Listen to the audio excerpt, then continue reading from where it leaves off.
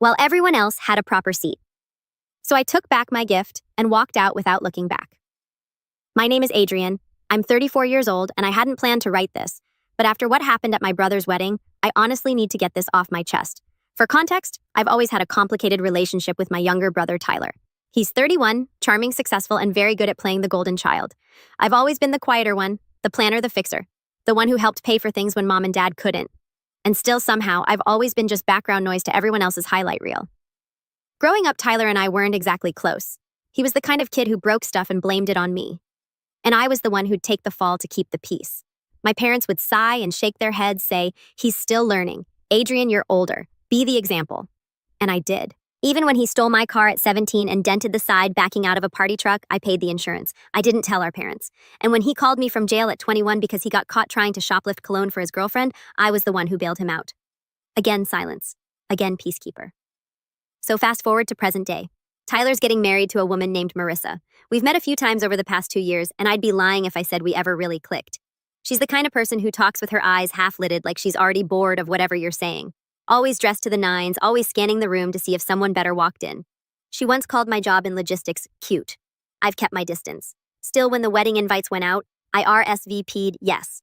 I even helped Tyler with some planning, recommended a great caterer I'd worked with through my company, and he used them. I didn't expect to be best man or anything. I'm not delusional. But I thought I'd at least get a seat at a decent table and maybe a few moments to feel like family. The wedding was set at this gorgeous countryside venue with string lights draped across tall oak beams and a small lake glistening in the background. Very fairy tale, very Instagram perfect. I showed up early with a wrapped gift, an engraved decanter set with their initials and wedding date. It wasn't flashy, but it was classy, something they could keep for years. I checked in at the welcome table where a girl with a headset and clipboard gave me a tight smile. "You're Adrian, right?" I nodded. She looked at her sheet and frowned a little. "You're marked down as +1. I blinked. "Sorry, what?" "You're listed under +1s, so we've set up seating near the kitchen entrance by the fold-outs. If you had brought someone, it would have been different, but since you're solo..." I felt my stomach drop. "I'm his brother." The girl froze. "Oh, I'm so sorry. That must be a mistake. Let me..." But before she could scurry off, Marissa herself swooped in. Perfect white dress, perfect makeup, perfect icy smile. "Hey, Adrian," she said, drawing out my name like it left a bitter taste. "Glad you could make it. I told the planner about the seating. Hope you don't mind. We just had to make some tough calls space-wise." I looked at her. "You sat me in the kitchen." She gave a quick laugh. "Not in the kitchen, just near it. It's just for +1s, you know. I mean, technically you're not in the bridal party, and we had to prioritize seating for close friends and extended family. No hard feelings, right?" I looked past her into the reception area. Tables with fine linens and floating candles full of people laughing and sipping champagne. My uncle, who hadn't spoken to Tyler in 6 years, had a seat dead center. My cousin Ryan, who once got caught stealing from grandma's purse, had a seat. And then I saw her, my ex-girlfriend Tessa, sitting 2 tables from the couple's sweetheart table, laughing with a glass of Prosecco. She and I dated 5 years ago. Tyler introduced us. When we broke up, I found out they kept in touch. Of course she had a seat. Marissa must have noticed where I was looking. "Oh yeah, we invited Tessa. She and Tyler stayed friends, and she's always been so supportive. You don't mind, do you?" I didn't say a word. I just nodded slowly. I walked toward the fold-out chair I'd been assigned. It was set awkwardly at the end of a small table right next to a swinging door, where servers kept rushing in and out, brushing past guests and apologizing with full trays of food. It was loud, hot, and smelled like fish and burnt rosemary. I sat there for a moment, just a moment. I watched as the music started. The couple entered. Everyone clapped. I watched Tyler whisper something to Tessa as they passed her table, and she smiled back a little too warmly. I watched my gift being placed off to the side, ignored with a growing pile of other boxes. Then I stood up. I walked back to the table, picked up the decanter box, and started walking toward the exit. As I passed Marissa near the dance floor, she turned, saw me, and called out, "Wait, where are you going?" I stopped, turned around slowly. The room quieted just enough to catch the tail end of my response. "+1 this." A few people gasped. I think someone laughed. I didn't care. I walked straight toward the doors, gift in hand. I wasn't storming out. I walked slow, calm, deliberate. That's what made it worse for them, I think. As I reached the parking lot, I heard footsteps behind me. Tyler. He was jogging after me, tux jacket flapping behind him, mouth moving but unsure of what to say. "Adrian, wait. Dude, what was that? Why are you leaving? Come on, it's my wedding." I turned and faced him. "You let her sit me by the kitchen." He hesitated. I didn't realize. She did the chart. I just thought, look, it's not a big deal, right?" I shook my head. Not a big deal. You gave Tessa a better seat than your own brother. He looked uncomfortable, scratching the back of his neck.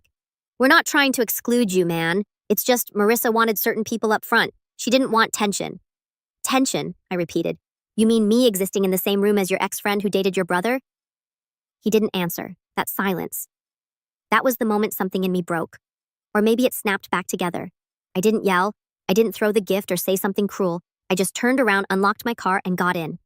As I pulled away, I saw him standing in the gravel, half waving, half stunned, like he wasn't sure whether to be angry or ashamed. And that wasn't even the beginning of the real fallout. I didn't go home right away. I drove aimlessly for a while, windows down, the cool air doing a better job of keeping me from boiling over than anything else could. I ended up at this quiet overlook on the edge of town, the kind of spot where you can see the lights of the city stretching out like fireflies scattered across black velvet. I parked, sat in silence, and just let it all settle. Not just the wedding years of it. The favoritism, the manipulation, the way I'd been treated like a disposable extra in a movie starring everyone but me. And somewhere in that silence, I made a decision. I wasn't going to be quiet anymore. I wasn't going to keep swallowing the disrespect just to keep the peace. I didn't return any of Tyler's texts that night, or the ones the next morning, or the one from Marissa that read, "Hey, sorry about the mix-up yesterday. Hope you're not still upset. Let's move on." Yeah, I didn't reply, but I did open my laptop.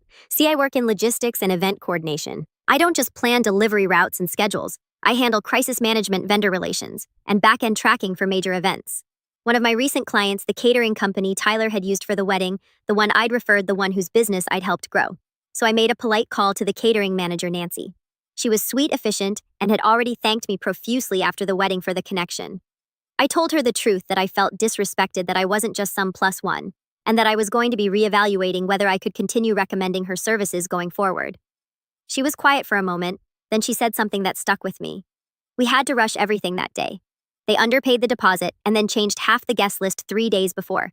Honestly, if you hadn't helped with the logistics, we wouldn't have pulled it off. I'm sorry you were treated that way. And that was all I needed to hear, because that meant there were vulnerabilities, receipts, contracts, and leverage. I didn't go nuclear right away. That's not my style. I'm more of a slow burn guy, so I started small. First, I canceled the custom order I'd placed for their wedding gift. It wasn't just the decanter I had given them. I'd also arranged for a matching crystal glassware set that was meant to be delivered to their apartment the following week. I didn't just cancel it, I redirected it to myself. Figured I might as well enjoy the good Scotch glasses. Then I made a quiet call to the wedding photographer, another friend of mine. She had taken stunning pictures at the event and usually offered generous friends and family discounts for referrals. I let her know that I wouldn't be referring her anymore if she offered that rate to Tyler and Marissa. She understood immediately.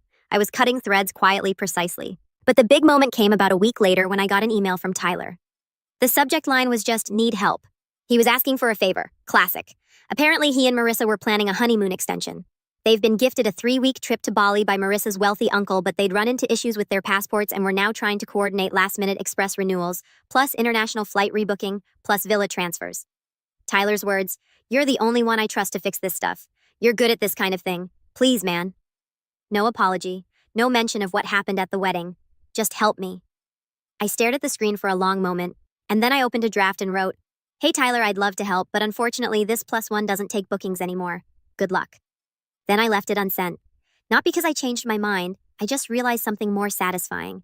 I didn't need to say anything. Instead, I forwarded the email to an old colleague of mine, Angela, who handles urgent travel logistics for high-profile clients. I didn't ask her to help, I asked her to blacklist them. It was petty, I'll admit that, but it felt right.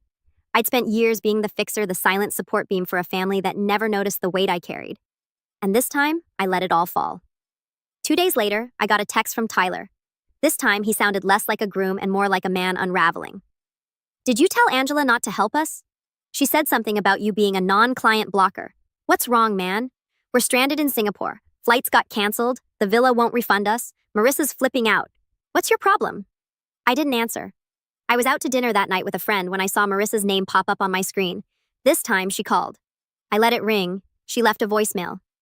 "Adrian, I don't know what your issue is, but Tyler is losing it. If this is about the wedding, you need to grow up. We didn't mean to hurt your feelings. You've made your point. Now stop being childish and fix it." And that made me laugh out loud right at the dinner table. I didn't fix it. I didn't respond. I just sat back and waited because I knew something they didn't. The real fallout hadn't even started yet. See, remember that catering invoice I mentioned? The one where they underpaid? Well, turns out that a breach of contract clause kicks in when a client provides inaccurate guest counts, changes dietary requests after the deadline, and fails to remit full payment within 14 days. That clause comes with a 25% penalty. And Nancy, she was tired of chasing them down, so she filed a formal complaint with the venue, triggering a chain reaction of fees. The bartender, also underpaid, did the same. And suddenly, Tyler and Marissa weren't just dealing with a ruined honeymoon. They were looking at several $1,000s in late fees, penalties, and withheld security deposits.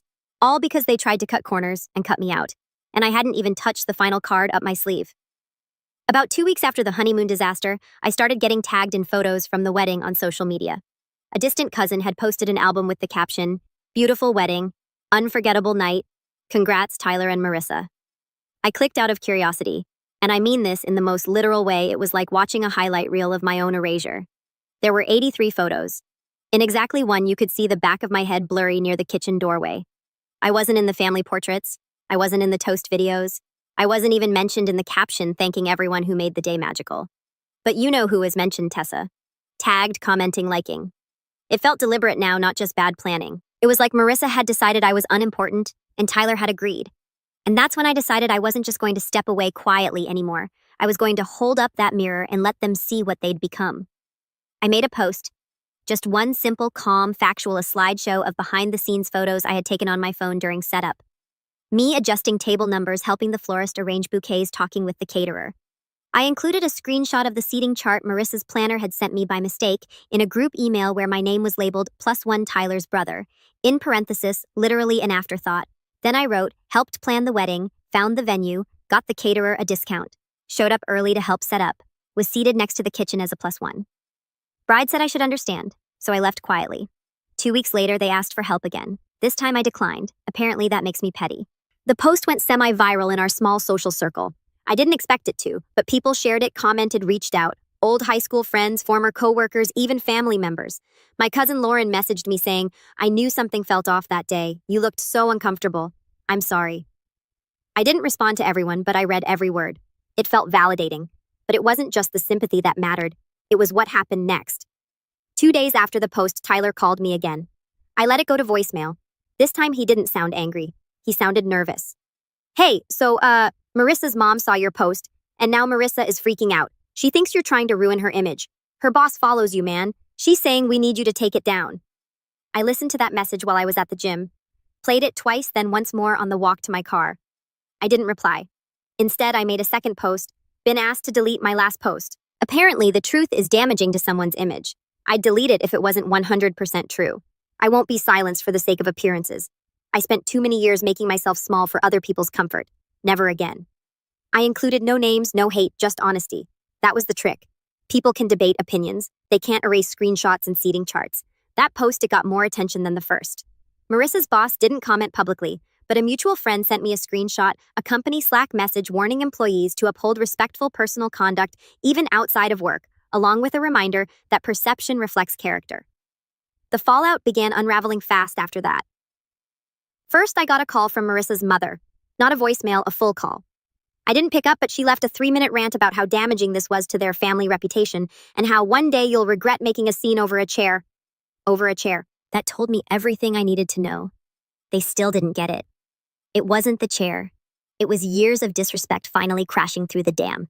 Then came the group texts. Tyler tried to do damage control by creating a family group chat. "Let's clear the air," and added everyone from our immediate and extended family. His first message, "Hey everyone, just want to address the recent social media drama. I think things got blown out of proportion. Let's all try to move forward." I stared at the message for a full minute. Then I replied, "Happy to move forward, but only when people take accountability, not when they call consequences drama." Silence. Then my aunt chimed in with, "I always wondered why you were seated in the back. We assumed you volunteered to help with the kitchen or something." Another cousin added, "Honestly, I thought you left because you were sick or something. Had no idea you were treated like that." Within minutes, the narrative Tyler and Marissa had crafted began to unravel. And Tyler? He left the group chat. Marissa blocked me on every platform. But here's where it truly comes full circle. About 3 weeks later, I got a handwritten letter in the mail. The envelope was thick, cream-colored, and slightly smudged. No return address.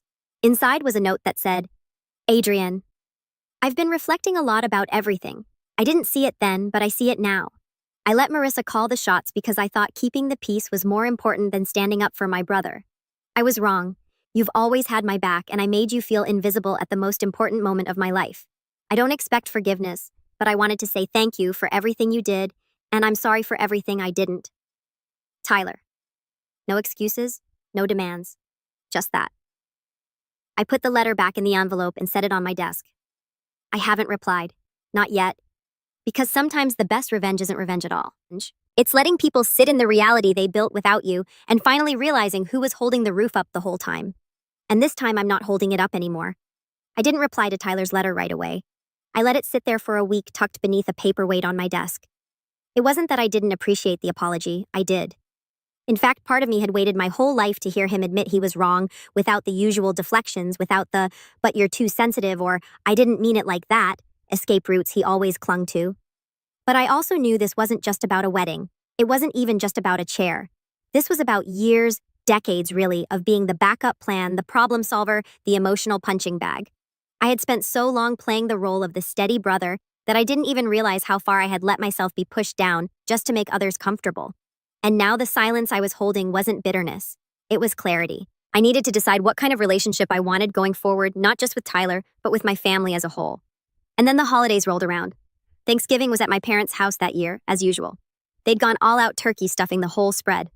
And to my surprise, Tyler and Marissa were both invited. Or maybe I should say still invited, because I was starting to realize how rarely I'd been the one truly included over the years.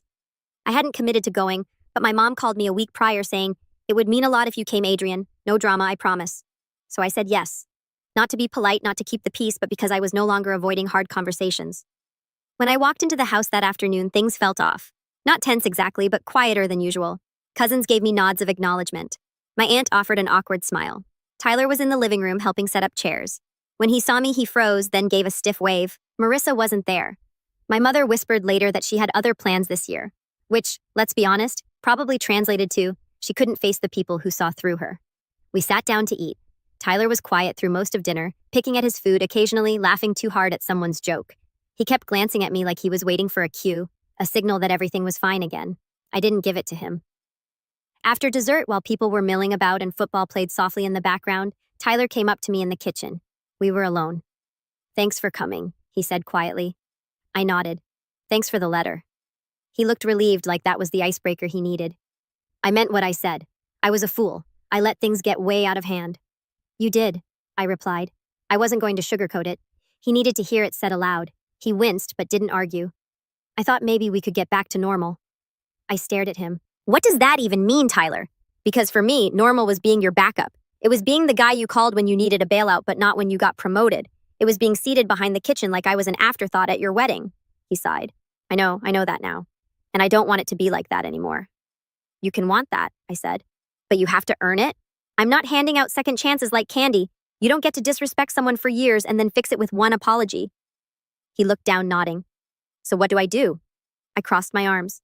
"You show up consistently. You stop making everything about yourself. You take responsibility without being asked. And you stop expecting me to play the fixer every time your world falls apart." He nodded again, slower this time. "Okay, I can do that." I shrugged. "We'll see." He didn't press the issue further. Didn't try to hug me or crack a joke to ease the tension. For once, he let the weight of his mistakes hang in the air without trying to wriggle out from under them. Progress. Over the next few months, something interesting happened. Tyler actually tried. He started small texts without asking for anything. Hey, how's work here? Just thinking of you there." They weren't overly sentimental, just consistent. Then one Saturday, he showed up at my place with coffee and a bag of croissants. "No reason," he said, holding up the bag. "Just wanted to hang." We watched a game together, talked about work. He didn't bring up the wedding once, didn't ask for help with any disaster. Just existed with me as a brother. It wasn't a fairy tale reconciliation. I didn't trust him overnight, but something had shifted, and little by little I allowed myself to meet him halfway. Marissa, though, she never reached out. I heard through the grapevine that she wasn't thrilled with the way things had unraveled. She lost a few social connections after the wedding fallout, especially among mutual friends who saw how she treated me. She had a reputation now, not one I gave her, but what she earned. By spring, Tyler and Marissa announced they were taking space, not officially separated, just reevaluating the relationship. I wasn't surprised. From what I heard, things had been tense since Bali, and my refusal to be their doormat had apparently forced them to confront a lot of cracks in their foundation. Tyler didn't go into detail, but one day over lunch he said, "I think I got so caught up in impressing everyone that I forgot how to just be real." She loved the version of me that fit her Instagram feed, not the guy eating cold pizza in a hoodie at midnight. I just nodded. It wasn't my place to weigh in, but I was glad he was seeing it now. That summer, Tyler invited me to his small backyard cookout for his birthday. No tuxedos, no centerpieces, no seating charts, just friends' burgers and a cooler of cheap drinks. He handed me the tongs and said, "You're on grill duty. Tradition, right?" It wasn't a grand gesture, but it felt like something real. And when the night wound down, he raised his bottle and said, "To Adrian, for showing me what a brother should be even when I didn't deserve it." I didn't make a speech. I just clinked bottles with him and said, "Took you long enough?" Everyone laughed. The moment passed, but in that laughter, something settled. Forgiveness isn't about pretending the past didn't happen. It's about choosing who's worth giving the future to. I still keep the wedding decanter in my cabinet. It's not a painful reminder anymore. It's just glass, beautiful, solid, and finally being used the way it was meant to be.